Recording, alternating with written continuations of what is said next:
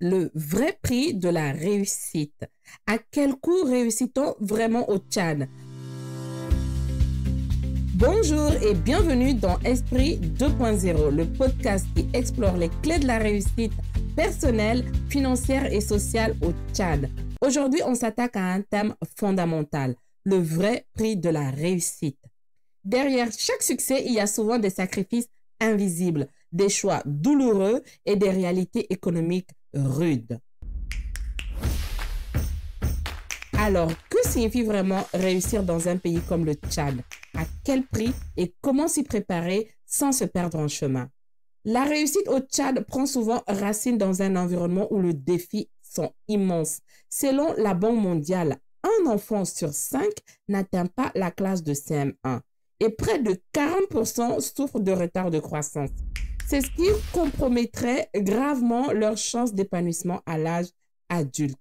Avec seulement 5 années de scolarité en moyenne, l'accès à l'éducation complète est un luxe. Dès le plus jeune âge, réussir, c'est donc affronter des obstacles majeurs, bien au-delà des simples motivations. Réussir, c'est souvent devoir renoncer à quelque chose d'essentiel. Dans les zones rurales, certaines familles doivent vendre leur bétail ou leur récolte pour financer la scolarité d'un enfant.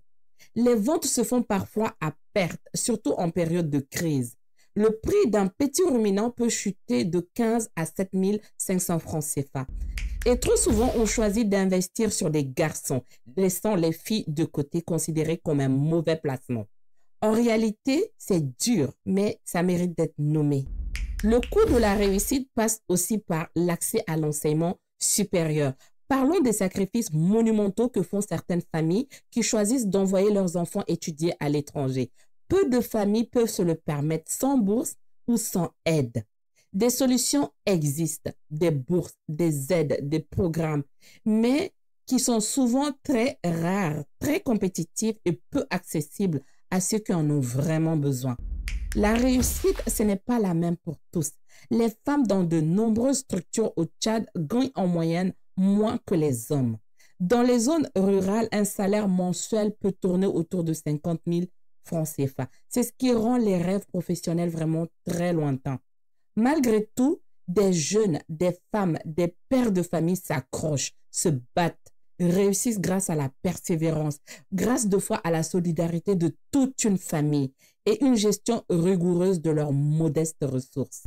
Voici quelques actions concrètes pour nous permettre de faire face à ce coût. Établis un budget réaliste et suis-le chaque mois. Épargne régulièrement, même 500 francs font une différence. Informe-toi sur des aides, des bourses, des microcrédits. Rejoins un groupe d'épargne ou de soutien. Demande conseil à ceux qui ont déjà franchi l'étape. Le vrai prix de la réussite au Tchad, ce n'est pas juste une somme d'argent. C'est le courage de faire des choix, d'investir dans l'avenir, de croire avec peu.